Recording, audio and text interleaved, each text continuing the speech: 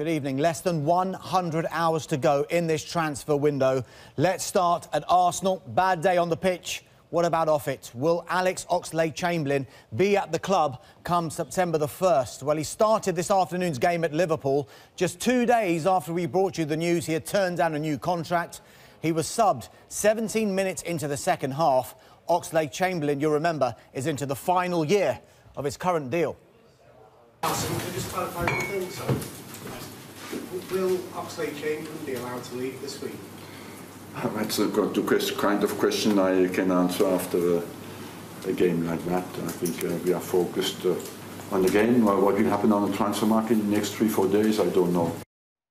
Could be such an eventful few days at the Emirates, couldn't it? Now, staying with Arsenal, and another player who is into the last 12 months of his contract, Alexis Sanchez, also started at Anfield.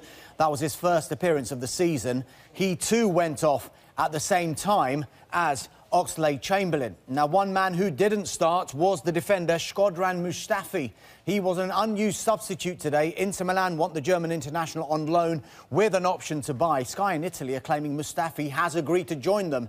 Wenger was asked if Mustafi would remain at the club, and he gave a similar response to when he was asked about Oxlade-Chamberlain. It's simply an answer he cannot give after a defeat like the one they suffered at Anfield. Now, staying with Arsenal and forward, Lucas Perez remains at the club for now, but there's still an expectation his return to Deportivo La Coruña will be completed before Thursday. Deportivo boss Pepe Mel says he's been told by the club's president that Perez will be joining. Now, defender Kieran Gibbs, well, he could be on his way out soon as well. Talks are continuing over personal terms after Watford agreed a fee with Arsenal. I'm told there's still some work to do on this one before any deal can be finalised. There could be 1 in and 2 out at Watford. They are listening to offers for winger Isaac Success, with Hull City his likely destination. Success, you'll remember, joined Watford from Granada for a then club record £12.5 million. Now, another departure at Watford could be Jerome Sinclair. Talks continue with Sheffield United over a loan move, though we are told a few other Championship clubs are interested. To the latest on the saga that is Diego Costa, Chelsea have said today nothing has changed in his situation, but could today's opponents provide a solution? Everton boss Ronald Koeman wants a striker. What chance Costa coming to Goodison Park? No, but I don't speak about names, about players. It's the media who's talking about Costa or other players. We are looking and we do our job, and hopefully we will arrange it for next week. I think Koeman wants Costa. Just throw it out there. What about departures at Everton? Could Kevin Morales' days at the club be numbered? He was not in the 18-man squad today and has just played 13 minutes in the league this season. Morales was out because he is struggling to deal with moments in a season and with disappointments. And everybody can be disappointed, but I expect from everybody to be part of the team. And if somebody is showing that he's disappointed and his attitude is not the same, then I make decisions. Is he on his way out? Sorry? Is he on his way out? I don't know. He doesn't know. What about Ross Barkley? Well, we know that Chelsea and Tottenham are interested, and it may have been a good time for talks at Stamford Bridge today. But Koeman hasn't ruled out Barkley staying, as he confirmed there are still no offers on the table for him. Now, another potential arrival at Chelsea is Leicester's Danny Drinkwater. Injury has prevented the midfielder from featuring at all this season. He's been a long-term target for Chelsea, and it's thought he is valued at £40 million. We understand Drinkwater would like to move to Stamford Bridge. From a Leicester player who hasn't played this season to one who has completed 90 minutes in every Premier League game so far. Manager Craig Shakespeare says there's no news at present on winger Riyad Mahrez. Mahrez handed in a transfer request 12 weeks ago, and only Roma have come in for him. His preference is to stay in the Premier League. Staying with Leicester City, and could the forward Islam Slimani be on the move? Last week, Watford boss Marco Silva said he was interested. We're told today Monaco are expected to make an offer for the player, but that offer is dependent on one very big factor indeed. And that big factor His name is Kylian Mbappe. Monaco will go in for Slimani once they finalise the sale of Mbappe to Paris Saint-Germain. This one is complicated, though, given financial fair play rules. Mbappe could join on loan first with an agreement to buy next summer. The fee being discussed is £140 million. To Liverpool we go now. Big win over Arsenal today, and all achieved without you-know-who, Philippe Coutinho. The Brazilian still wants to go to Barcelona. Barcelona still wants him. Liverpool, though, are still standing firm. Coutinho is not for sale. Let's see if Barca go back in one more time before the window closes. The transfer window closes this week. The club have been very clear.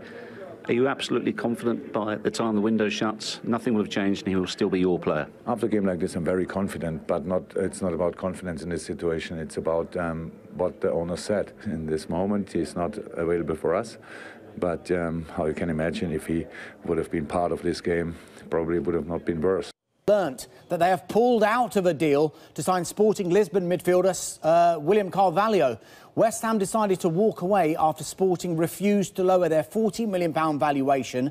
West Ham also have concerns about Carvalho's fitness. Now, a senior source at the club said he just got too expensive and you have to say no sometimes. Also, he's not trained for 3 weeks. He has done no pre-season training, so he might have needed 4 to 6 weeks to be ready to play for us. So, West Ham and Carvalho deal off. News of a departure now from West Ham United, and the winger Robert Snodgrass has joined Aston Villa on a season-long loan. Sunderland and Birmingham were also interested. We understand Villa have the option to make the move permanent. The deal may pave the way for striker Ross McCormack to move to Sunderland.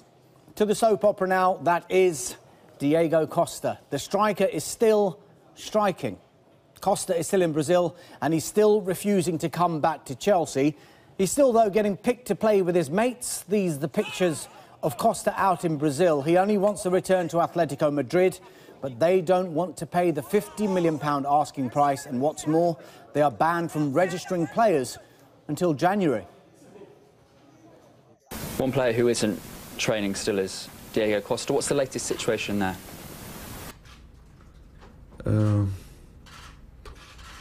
The same, and no news. Is it frustrating for you as a manager to be in this situation with Diego? No, absolutely.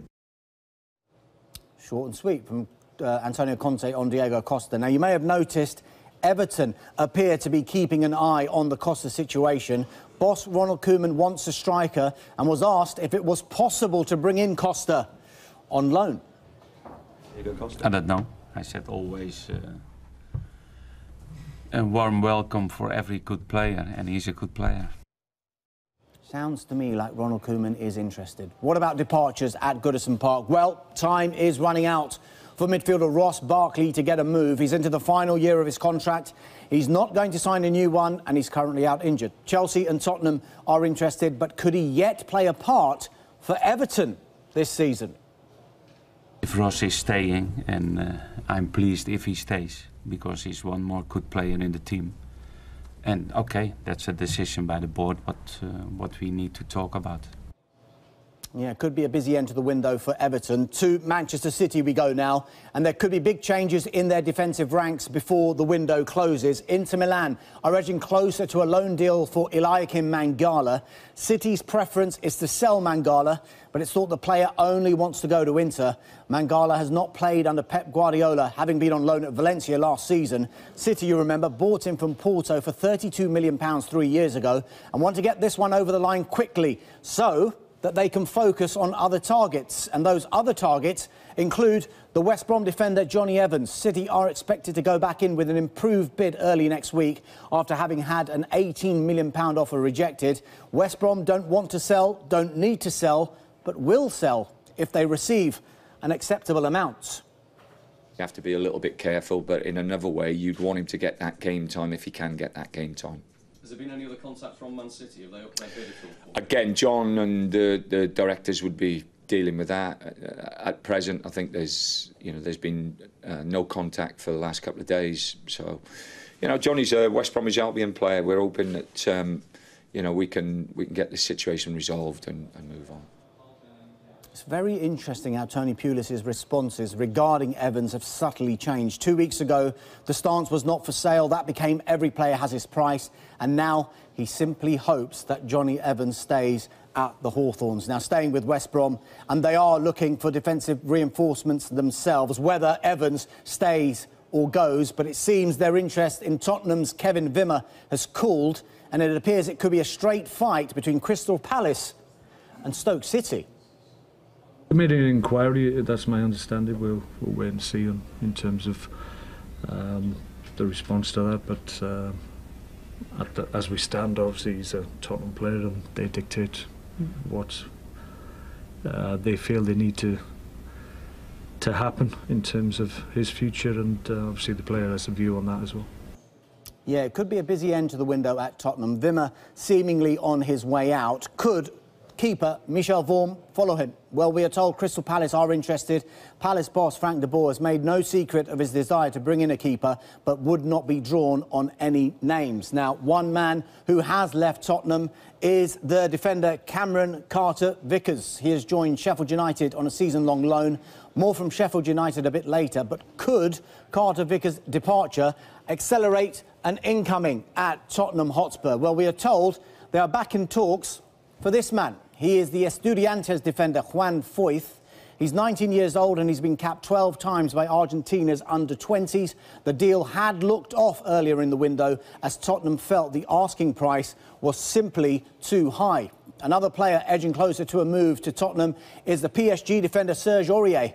The French club won £23 million for the player. Tottenham boss Mauricio Pochettino wasn't giving too much away on specific names, but did say Tottenham will be active. We are working hard, yes, to trying to strengthen the squad, to bring a few players more, and yes, big effort from our chairman Daniel and Steve, our chief scout, trying to find the right profile. Yes, we are working hard, big effort from the club to trying to strengthen our squad. I say 4 players before. Okay, 1 keeper plus 4.